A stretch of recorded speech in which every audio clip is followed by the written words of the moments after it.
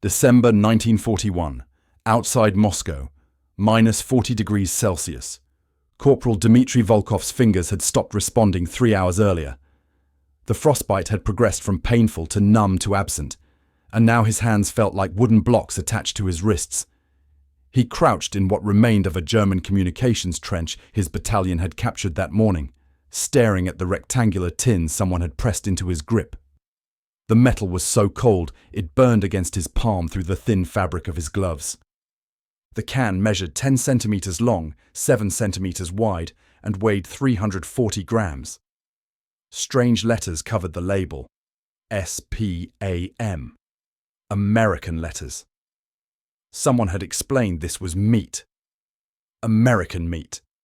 Volkov had not eaten in 38 hours. His unit, what remained of the 316th Rifle Division, had received their last ration 2 days ago. 300 grams of bread so frozen it had to be thawed against body heat before teeth could break it. German panzers sat 12 kilometers west, close enough to hear their engines when the wind shifted. Volkov worked his bayonet under the can's edge. The blade slipped twice before catching. He pried upward. The lid peeled back with a sound like tearing cloth. Pink meat filled the interior, compressed and uniform, glistening with gelatin. The smell hit him. Salt and smoke and something unidentifiable. Not unpleasant. Just foreign. He stabbed the bayonet into the compressed block and brought a chunk to his mouth. The meat was cold, nearly frozen, dense on his tongue. Extraordinarily salty. He chewed slowly. His jaw muscles cramped from disuse. The food settled in his stomach like a stone, but a warm stone. 1,080 calories. He didn't know that number. He only knew that for the first time in 2 days, the hollow feeling began to recede. 3 months earlier, September 1941, Hitler's armies had crossed into Soviet territory with 3.8 million men. Operation Barbarossa moved faster than any military operation in human history. By October, German forces controlled Ukraine's breadbasket, the agricultural heartland that produced 38% of Soviet grain and 84% of Soviet sugar. Soviet agricultural production collapsed by 40% in 6 months. The mathematics became impossible. The Red Army required 4.1 million tons of food annually to maintain combat operations. Current domestic production stood at 2.3 million tons and falling. Stalin faced an equation with no solution. 34 million people, military and industrial personnel combined, needed feeding. Half the food remained. In October 1941, the Lend-Lease Act, originally designed for Britain, extended to the Soviet Union.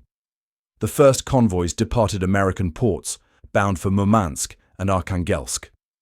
Cargo manifests listed ammunition, vehicles, aircraft, medical supplies. But one category dominated the tonnage: provisions, tinned meat. 50,000 cases in the initial shipments. Each case contained 48 cans. Each can held 12 ounces of compressed meat, shelf-stable, requiring no refrigeration, no cooking, no preparation. Ready to eat in conditions where cooking fires drew artillery, where fuel didn't exist, where frozen ground made field kitchens impossible.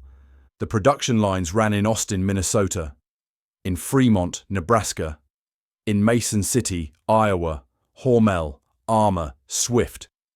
Names that meant nothing to Soviet soldiers meant everything to Soviet survival.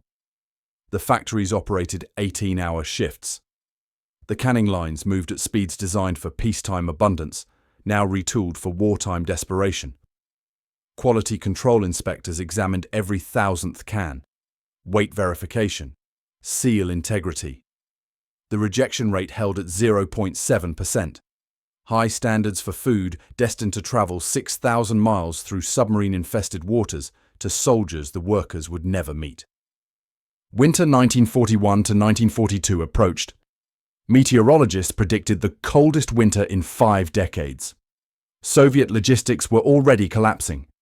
65% of railroad rolling stock had been destroyed or captured in the German advance. Supply lines that functioned in summer froze solid in December. Red Army units fought on empty stomachs. desertion rates climbed. Combat effectiveness measurements, meticulously tracked by Soviet political officers, showed direct correlation between food availability and fighting capability. Units with regular rations maintained cohesion. Units without food disintegrated. German intelligence officers filed reports throughout November, estimating Soviet collapse within 6 weeks from combined combat losses and mass starvation. The assessment was mathematically sound. The Red Army couldn't feed itself. The Soviet state couldn't feed its army. The territory capable of feeding both sat under German occupation. Victory through hunger seemed inevitable. American canned meat represented calculation, not charity. Keep the Soviet Union fighting. Keep Germany bleeding on 2 fronts. Buy time for American mobilization. The mathematics shifted. Each American can equal 1 Soviet soldier fed for 1 day. Each soldier fed equaled 1 more day. Germany fought east instead of west. Each day Germany fought east meant 1 more day for American factories to convert to war production. Strategic arithmetic written in compressed pork and salt. That night, Volkov's unit received 840 cans. Enough for 2 days. The first real food in a week. Across the Moscow front, 1.2 million Red Army soldiers received similar distributions. Men who had contemplated surrender or desertion reconsidered. Stomachs filled. Strength returned. Rifles could be held steady again. The impossible equation began to balance. Not through Soviet production, not through captured German supplies, through American industrial capacity converted to compressed meat traveling 6,000 miles to frozen trenches outside Moscow. This was only the beginning. The assembly lines in Minnesota were accelerating. The convoys were multiplying. The cans kept coming. Volkov finished his can and placed the empty tin carefully in his pack. Other soldiers were collecting them. Empty cans made drinking cups, ammunition containers, latrine markers, evidence of abundance in a landscape of deprivation. He didn't know where the cans came from. He didn't know how many were coming. He only knew that tonight, for the first time since the war began, he would sleep with a full stomach. 12 kilometers away, German soldiers slept hungry. The balance was shifting, 1 can at a time. The Hormel plant in Austin, Minnesota, operated 15,000 cans daily before the war. By January 1942, production reached 250,000 cans every 24 hours. The facility never stopped. 3 shifts, 8 hours each. Workers sleeping in company dormitories between rotations because housing couldn't be built fast enough for the expanded workforce.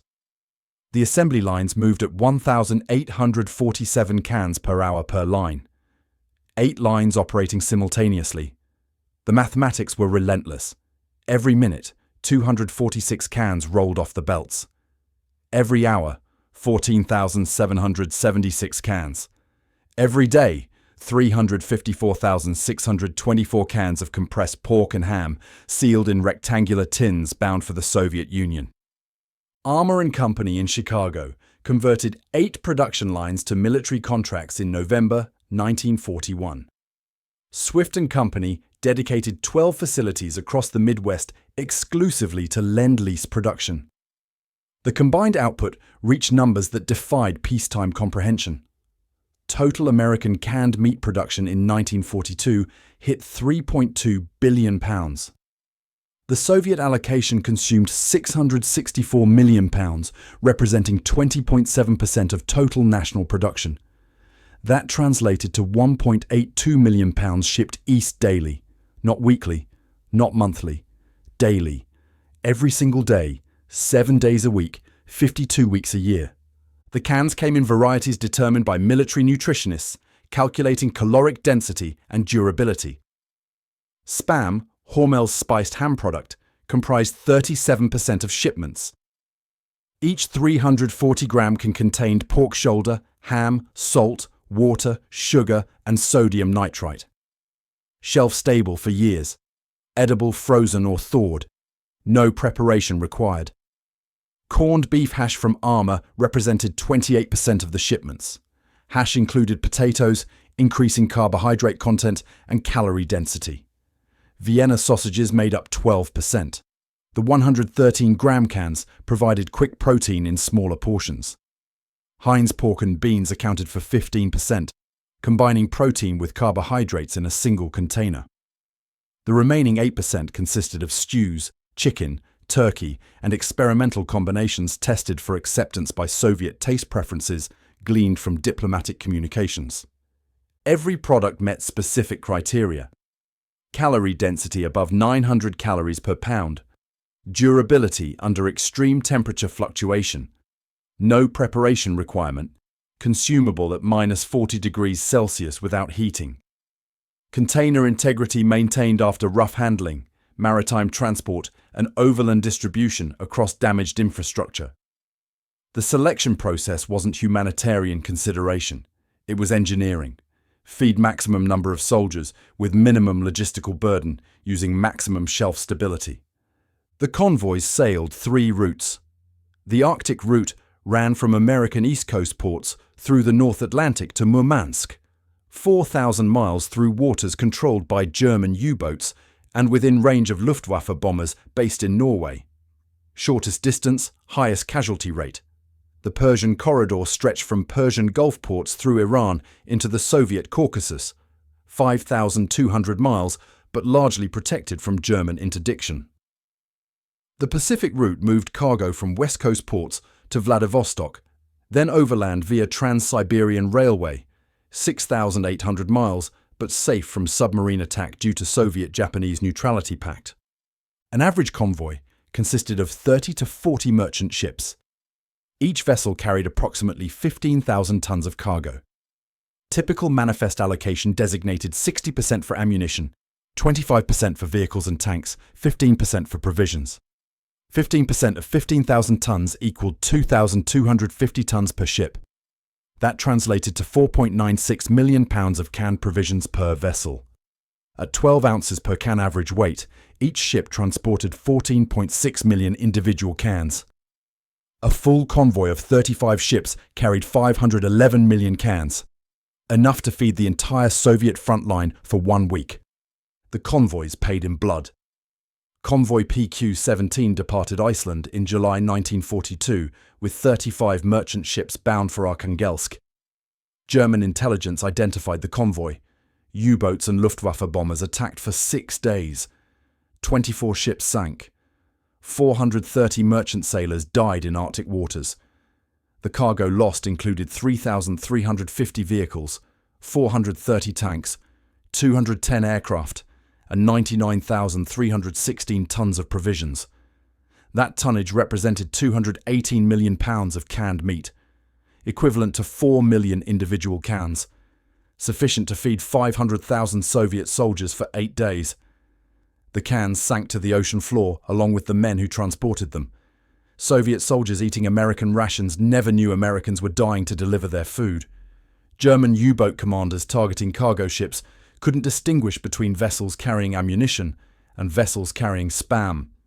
The Arctic waters accepted both without preference. The cans that survived the crossing reached Murmansk or Arkhangelsk docks. From there, distribution extended across 2,000 kilometers of damaged Soviet railroad network to frontline units. Soviet logistics officers implemented a priority system. Ammunition received first priority. Provisions received second priority. Everything else came third. Refrigerated rail cars were unnecessary. December through March temperatures preserved the canned meat better than any mechanical refrigeration system. The cold that killed Soviet soldiers also protected their food supply. Final distribution occurred at company level. A standard Soviet rifle company numbered 140 men. Each company received 840 cans, representing a 6-day supply at the rate of 6 cans per soldier. Company commanders distributed cans during evening formations.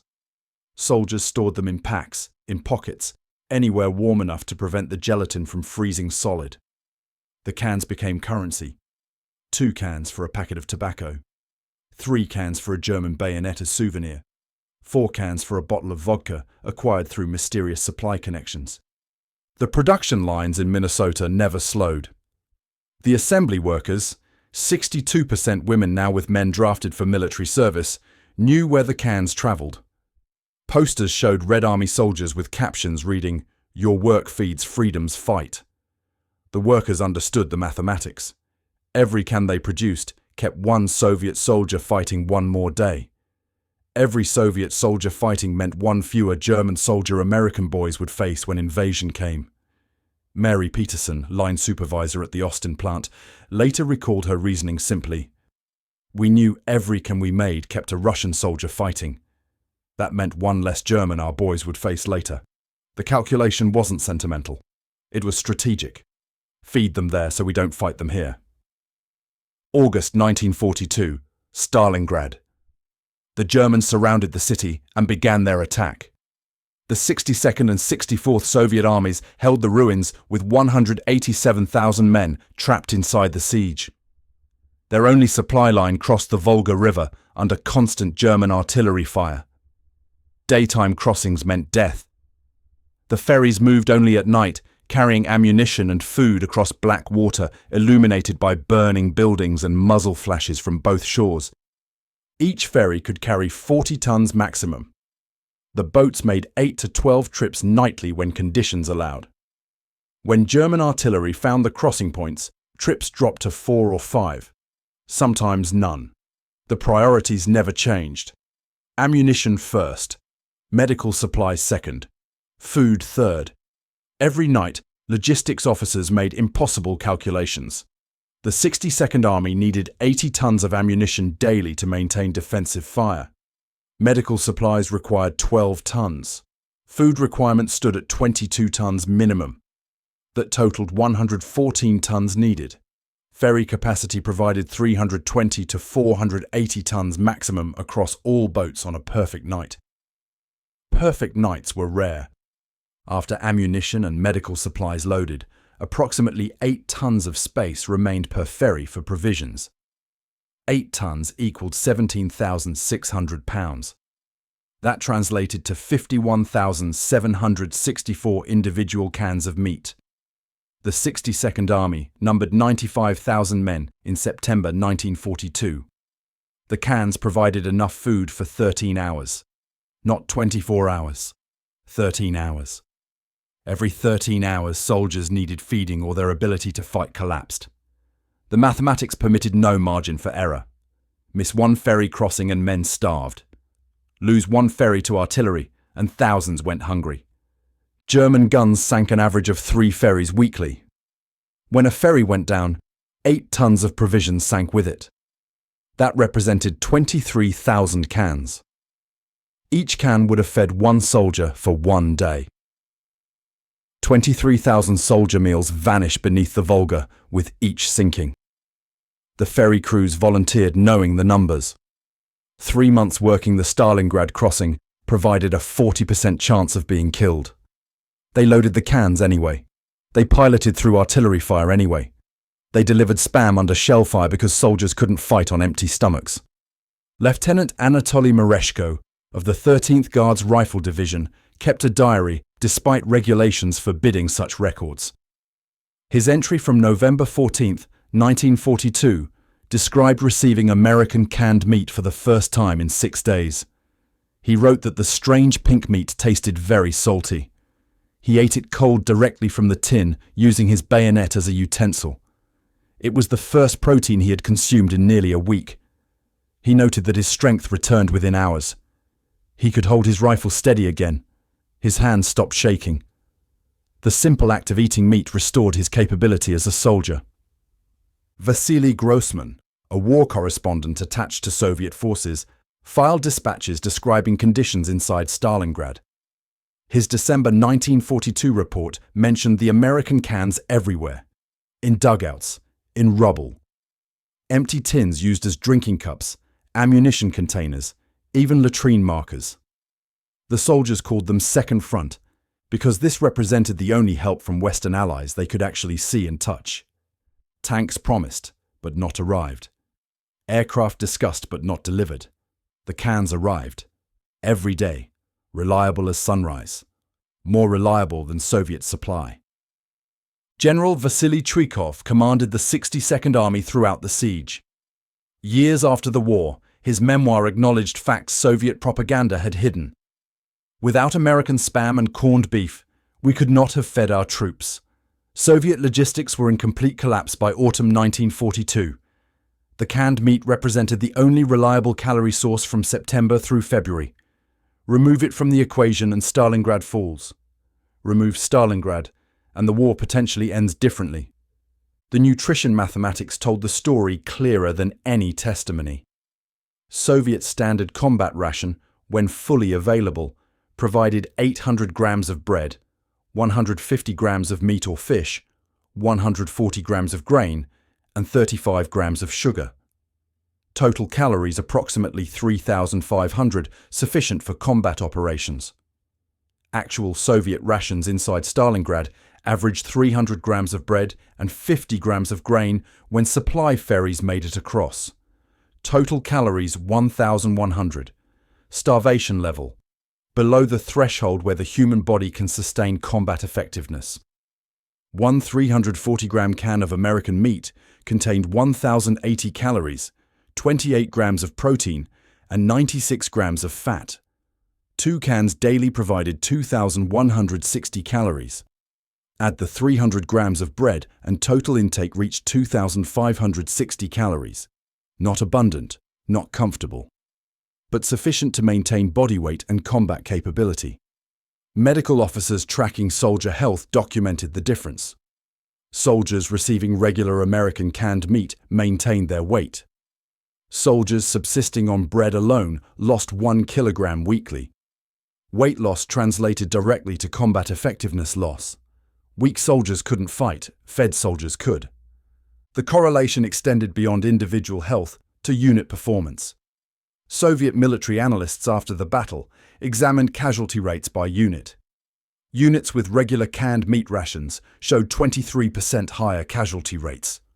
This seemed backwards until the explanation emerged. Fed units received harder combat assignments. Commanders sent strong units to the most dangerous positions. Units without adequate food received rear positions or reserve status because they couldn't be trusted to hold under pressure. Higher casualties among fed units actually proved the rations worked. They were strong enough to fight the battles that killed them. Conversely, units without regular American provisions showed 41% higher desertion rates and 52% higher illness rates. Hungry soldiers deserted. Hungry soldiers caught dysentery, typhus, and infections their bodies couldn't fight. Hunger killed as effectively as bullets, just slower and less dramatically. The Stalingrad siege lasted 163 days from August 23, 1942 to February 2, 1943. Soviet forces engaged totaled 1.1 million men, including replacements for casualties.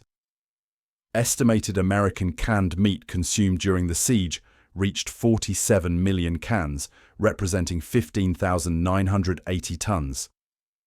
On February 2, 1943, the remaining German forces surrendered. 91,000 German soldiers entered Soviet captivity, starving and frozen. Post-battle analysis attributed Soviet victory to 3 factors: Hitler's refusal to authorize retreat, the brutal winter cold, and the sustained supply line across the Volga River. That supply line was sustained primarily by canned meat requiring no preparation, consumed in frozen trenches, providing minimum calories necessary for combat effectiveness. Remove any one factor and Stalingrad falls. Remove the American cans and the ferries crossed carrying only ammunition. Ammunition without soldiers strong enough to fire it meant defeat. The pink compressed meat saved Stalingrad as surely as any tactical decision. The Germans didn't just lose to Soviet courage, they lost to American logistics. They lost to canned meat produced in Minnesota and delivered under artillery fire by ferry crews with 40% mortality rates. They lost to calories measured in rectangular tins. 1943. Peak production, peak consumption. The numbers exploded beyond anything the previous year had achieved. Total provisions shipped to the Soviet Union in 1943 reached 1.75 million tons, double the 1942 volume. The canned meat component alone consumed 664,000 tons. That translated to 1.46 billion pounds, 4.3 billion individual cans. Daily average delivery to Soviet distribution networks hit 11.8 million cans, every single day. The Red Army's active combat strength stood at 6.4 million soldiers. Simple division revealed each soldier received an average of 1.84 cans daily throughout the entire year. That represented 1,989 calories from canned meat alone before accounting for any Soviet-produced rations. Additional Soviet provisions, when available, provided 1,500 to 2,000 calories through bread, grain, and occasional vegetables. Combined with American canned meat, total daily intake reached 3,500 to 4,000 calories, above maintenance level, above survival level, at offensive operation level. Soldiers eating 4,000 calories daily could march, they could dig, they could fight consecutive days without rest, they could advance rather than merely defend. The difference between 2,500 calories and 4,000 calories was the difference between holding ground and taking ground. The Hormel plant in Austin, Minnesota, ran 18-hour shifts 6 days weekly by mid-1943. The workforce composition had shifted dramatically. 62% women now, with most military-age men drafted into service. Average worker age was 34. The assembly line speed remained constant at 1,847 cans per hour per line. 8 lines operated simultaneously. Quality control inspectors opened every 1,000th can for examination. They checked weight, seal integrity, meat color, and taste. The rejection rate held at 0.7%. Contamination, improper sealing, or weight discrepancies triggered entire batch recalls. Standards never relaxed despite production pressure. Workers earned 68 cents per hour, above average wartime wages for factory work. The company implemented a bonus system adding 5 cents per hour when quotas exceeded targets. Quotas were exceeded regularly. Annual production from the Austin plant alone reached 91 million cans by year's end. Workers knew the destination. Company posters displayed photographs of Red Army soldiers with captions reading "Your work feeds freedom's fight." The message was clear and the workers believed it. Mary Peterson supervised Line 6. She later recalled the atmosphere during those shifts. "We knew every can we made kept a Russian soldier fighting. That meant one less German our boys would face later." The logic was simple and undeniable. Every can that traveled 6,000 miles to a Soviet soldier was one more day that soldier fought Germans in the East instead of Americans having to fight those same Germans in the West. The calculation wasn't sentimental. It was strategic mathematics written in compressed pork. Soviet domestic meat production continued its collapse throughout 1943. Production fell to 38% of pre-war levels. Livestock losses from German occupation and requisition were catastrophic. 7 million cattle killed or captured, 13.5 million pigs lost, 100 million poultry dead. Remaining livestock was requisitioned exclusively for Red Army frontline units. Civilian populations faced near-starvation conditions with average daily calories between 1,100 and 1,400. The military received priority. The military received American cans. Distribution patterns within Soviet forces showed the calculation behind the priorities. 89% of canned meat went to combat units at the front. 8% went to rear echelon support troops. 3% went to field hospitals where protein aided recovery from wounds and disease. Soviet logistics officers learned through experience that American canned meat provided more reliable supply than domestic production. Planning shifted accordingly.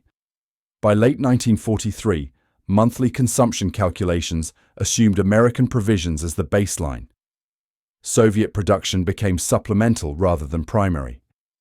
The dependency ratio revealed the truth that propaganda would never acknowledge. 67% of Red Army protein intake came from Lend-Lease sources by autumn 1943. Operation Bagration demonstrated the impact of sustained adequate feeding. June 23, 1944. Massive Soviet offensive into Belorussia. Forces engaged totaled 2.3 million Red Army soldiers. Daily food consumption requirement for an operation that scale reached 4,600 tons. Pre-positioned American canned meat supplies totaled 89,000 tons, sufficient for 19.3 days of operations. The offensive actually lasted 44 days, continuing through August 5th. Additional supply convoys delivered 14 emergency shipments during the operation. Total canned meat consumed during Operation Bagration reached 201,000 tons. That equaled 442 million pounds, 1.3 billion individual cans.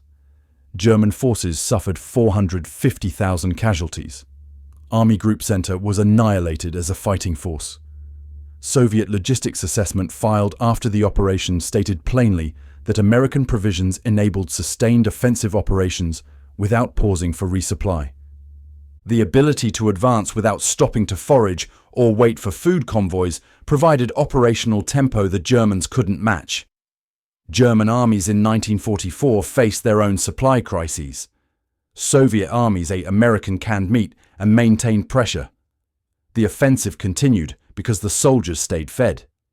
Traditional military campaigns throughout history had paused for supply. Armies stopped advancing when food ran out. Soviet armies in 1944 didn't stop because the food never ran out. The cans kept arriving. The unspoken reality created political tension hidden beneath military cooperation. Soviet propaganda never mentioned Lend-Lease food contributions.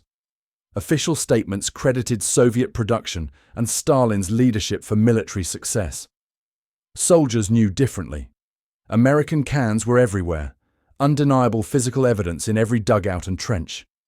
Soviet domestic food was absent. The disconnect between propaganda and reality was total. Political officers enforcing the propaganda line couldn't explain away the English letters on every can. They stopped trying. The cans kept arriving and the armies kept advancing, and the truth remained officially unspoken. Nikita Khrushchev, decades later in 1963 after Stalin's death, admitted what couldn't be said during the war. Without spam, we wouldn't have been able to feed our army. The statement was simple and factually accurate, and would have been politically impossible in 1943. During the war itself, publicly, there was only silence about American food. But the ferries kept crossing, the trains kept moving, the cans kept opening, and Soviet armies kept eating American meat while fighting westward toward Berlin. The dependency was total. The acknowledgement was absent. The contradiction was unsustainable. But in 1943, none of that mattered. What mattered was that 6.4 million Soviet soldiers ate an average of 1.84 cans daily and maintained sufficient strength to destroy German armies. The cans achieved what diplomacy and ideology could not. They kept impossible allies united through the practical necessity of survival. Soviet soldiers didn't fight for capitalism or American values. They fought because they were fed. The cans made that possible. Everything else was politics. The cans were reality. January 1945. The Soviet army stood at the Vistula River in Poland, preparing for the final offensive toward Berlin. Between Warsaw and the German capital lay 700 kilometers of contested territory. The forces assembled for this final push numbered 2.5 million Soviet soldiers organized into multiple fronts. They would cover that distance in 4 months of continuous combat operations. Every kilometer advanced meant 1 kilometer longer supply line, stretching back toward Moscow. Traditional military logistics called this problem unsolvable at such scale. American canned meat made it solvable. The advancing armies traveled light by design. Each soldier carried 3 days of ammunition and 6 days of food rations. Nothing else could be spared for the weight. 6 days of rations meant 12 cans of meat at 2 cans daily, weighing 4 kilograms total in a soldier's pack. Resupply occurred every 6 days as mobile depots advanced behind the front lines. The system worked because canned meat required no cooking equipment, no fuel for fires, no preparation time. Soldiers opened cans with bayonets and ate while marching. No other food source provided equivalent calories with equivalent simplicity. Daily consumption during the Berlin offensive reached staggering numbers. 2.5 million soldiers consuming 2 cans each meant 5 million cans daily. At 12 ounces average weight, that totaled 1,700 tons of canned meat consumed every 24 hours. The offensive lasted from January through May, 150 days of sustained combat. Total consumption reached 765,000 tons of American canned meat, feeding the final destruction of Nazi Germany. The cumulative statistics of the entire Lend-Lease program revealed numbers that defied easy comprehension. Total provisions shipped to the Soviet Union from 1941 through 1945 reached 4.48 million tons. The canned meat component comprised 2.1 million tons, equivalent to 4.62 billion pounds. At 12 ounces per can average, that translated to 13.6 billion individual cans. The cost to American taxpayers was $1.63 billion in 1945 currency, approximately $27.5 billion in modern equivalent value. The human infrastructure behind those numbers involved 47,000 workers directly employed in canning plants and 185,000 additional workers in supporting industries including farming, transportation, and packaging. An estimated 15.7 million individual Soviet soldiers received American rations at some point during their service. Soviet military medical studies conducted after the war suggested that between 400,000 and 600,000 additional Soviet soldiers survived who would have starved without Lend-Lease provisions. That number represented saved lives directly attributable to compressed meat in rectangular tins. The provision of food to Soviet forces required sacrifice from American civilians. Domestic meat consumption was reduced by 15% from 1943 through 1945 to meet military contracts. American families faced rationing of 28 ounces of meat weekly per person. Soviet soldiers, meanwhile, received 24 ounces daily from American cans alone. The inversion was remarkable. American civilians ate less, so Soviet soldiers could eat more, fighting Germans so Americans wouldn't have to face them later. The scale was known to government officials. Public understanding remained limited. Lend-Lease was discussed publicly, but the dependency it created was not comprehended by average citizens. Stalin's public position on Lend-Lease described it as helpful, but not decisive. Private conversations told different truth. Kremlin discussions declassified in the 1990s revealed Stalin telling Khrushchev directly that American help with provisions was crucial to survival. The gap between public statements and private acknowledgement was total. Post-war Soviet strategy involved minimizing Lend-Lease in all official histories. Educational materials from 1945 through 1991 emphasized Soviet production and omitted American supply contributions. An entire generation of Soviet citizens learned false history. Veterans knew the truth, but speaking it carried risk. Discussing American aid suggested Soviet weakness, which invited political consequences. The cans themselves represented physical evidence that needed elimination. Empty tins were collected, melted down, and reused for Soviet production. By the 1950s, most physical evidence had been destroyed. Oral histories were suppressed. Mentioning dependence on American food could result in accusations of insufficient patriotism or worse. Victory came May 8, 1945. Germany surrendered unconditionally. The Red Army occupied Eastern Europe, fed and equipped and victorious.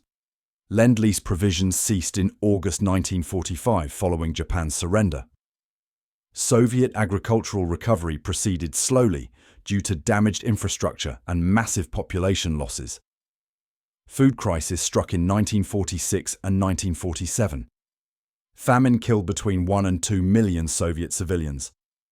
No more American cans arrived to compensate for domestic shortfalls. The sudden absence revealed the dependency that had developed.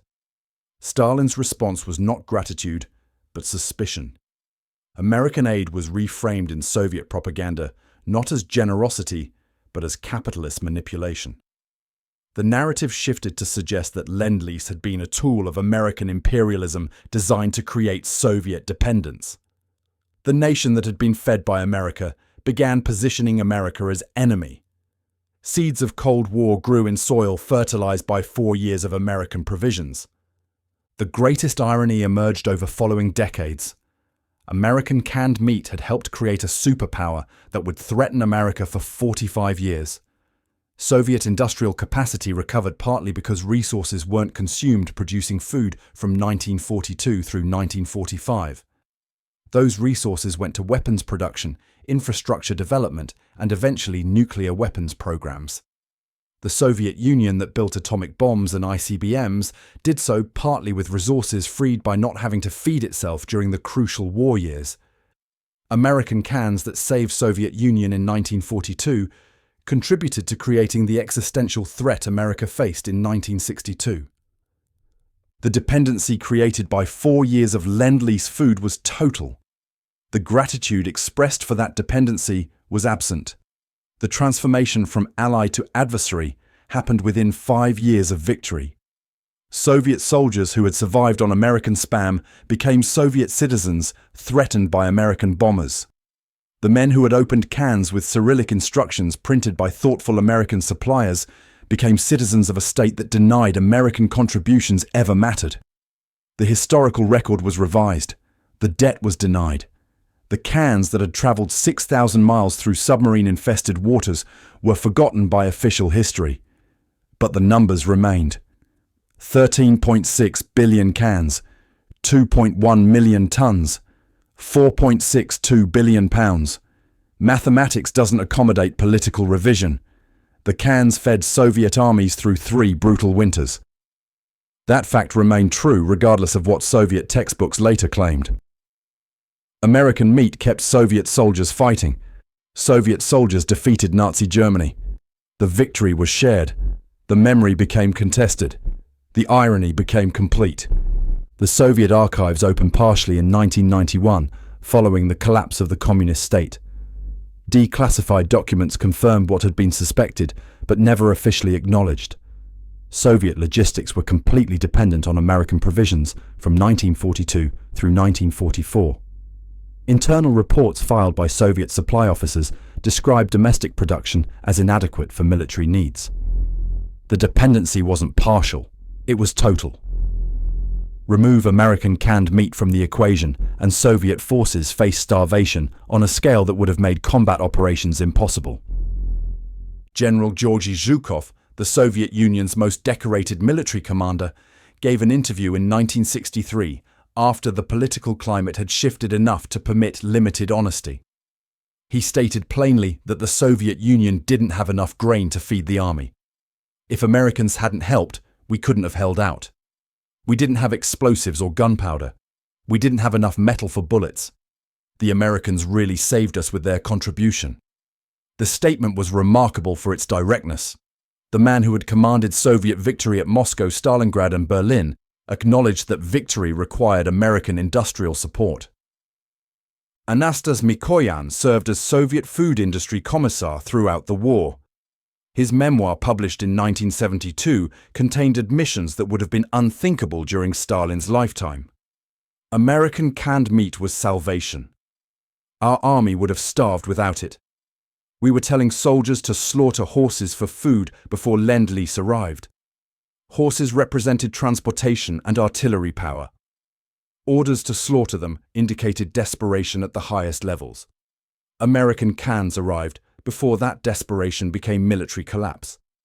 The comparative production statistics proved what individual testimonies confirmed. Soviet meat production in 1941 reached 4.7 million tons. By 1942, production collapsed to 1.8 million tons, a 62% decline in a single year. 1943 production dropped further to 1.7 million tons. 1944 showed modest recovery to 2.1 million tons. 1945 reached 2.6 million tons as territories were liberated and livestock populations slowly rebuilt. American Lend-Lease meat over those same years totaled 2.1 million tons. The mathematics were undeniable. American Lend-Lease provided 55% of all meat available to Soviet military forces from 1942 through 1944. The caloric difference between survival and collapse became clear through medical analysis. Soviet soldiers receiving 1,100 calories daily operated at starvation level. Body weight declined. Combat effectiveness disappeared. Disease resistance collapsed. Soviet soldiers receiving 3,200 calories daily maintained body weight and combat capability. The difference between those two numbers was American canned meat. The difference between 1,100 and 3,200 was the difference between defeat and victory. Individual stories recovered from archives and oral histories provided human dimension to statistical abstractions. Ivan Konev, who rose to Marshal of the Soviet Union, wrote a private letter in 1952 that was declassified in 2003. He remembered opening his first American can in December 1941. The taste was strange, but it saved his life.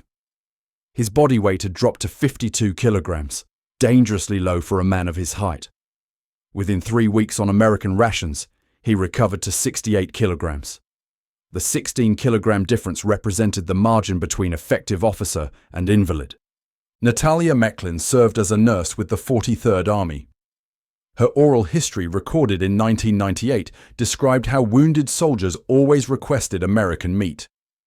Protein aided tissue repair and healing. Soviet rations by 1942 contained almost no protein. Wounded soldiers on bread-only diets showed dramatically slower recovery rates. Soldiers receiving canned meat healed faster and returned to duty sooner. The medical benefit extended beyond simple calories to specific nutritional requirements for recovery from trauma. Dmitri Volkov, the corporal who opened that first can outside Moscow in December 1941, survived the war. Interviewed in 1987, he recalled that the first spam can be miraculous. Pink, salty, dense. He had thought it was food for aristocrats. He learned later that Americans fed similar products to their dogs during peacetime. American dogs ate better than Soviet soldiers had eaten before Lend-Lease arrived. The comparison wasn't bitter in his telling. It was simply a factual observation about the scale of American abundance. Historical consensus after 1991 acknowledged that Lend-Lease was decisive for Soviet survival. Soviet victory resulted from a combination of factors including vast territory, brutal winter, large population, successful industrial relocation to the Urals, and sustained American supply. Remove any single factor and Soviet defeat became probable. The canned meat specifically prevented collapse during 1941 to 1942 winter, when Soviet logistics failed completely.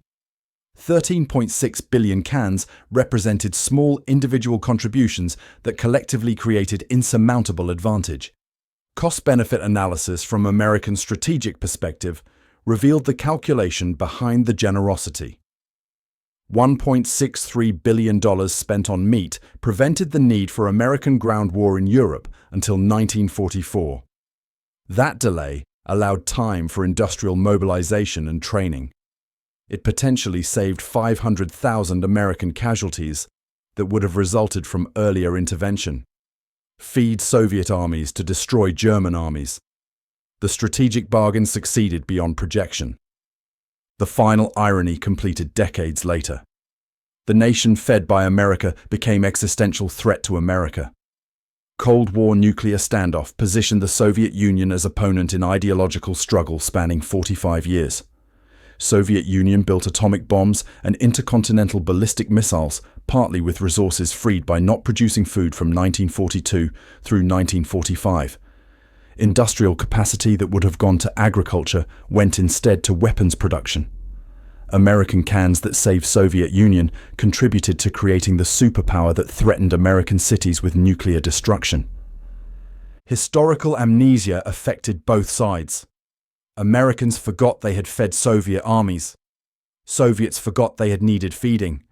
The cans that saved Soviet Union were melted down. History was revised. The debt was denied. But numbers resist revision.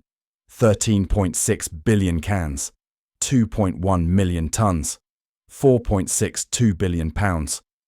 American canned meat kept Soviet armies fighting through 3 brutal winters. Without it, a different war outcome. Different post-war world, different history. Modern Russia sells Spam in Moscow supermarkets as imported American product. Russian consumers purchase it unaware this same pink compressed meat saved their grandparents from starvation 7 decades earlier. The circle completes from salvation to commodity, from desperation to consumer choice. The cans continue opening, but the history remains largely unknown. The workers in Minnesota, who produced 250,000 cans daily, never knew the full impact of their labor. The Soviet soldiers who ate those cans never learned Americans died delivering them through submarine-infested waters. The strategic calculation that fed one army to destroy another succeeded perfectly and created consequences that lasted half a century. The mathematics proved simpler than politics. Each American can equal 1 Soviet soldier fed for 1 day. Each fed soldier equaled 1 more day of German casualties. Each day of German casualties equaled 1 less day Americans would eventually fight. The equation worked. The cost was calculated correctly. The result was victory achieved through industrial capacity, converted to compressed meat in rectangular tins, traveling 6,000 miles to frozen trenches where men ate with bayonets and survived to fight another day. American canned meat kept Soviet armies fighting. Soviet armies destroyed Nazi Germany. The victory was shared, even if the memory was not. The cans tell the truth that politics obscured. 13.6 billion truths, 1 can at a time.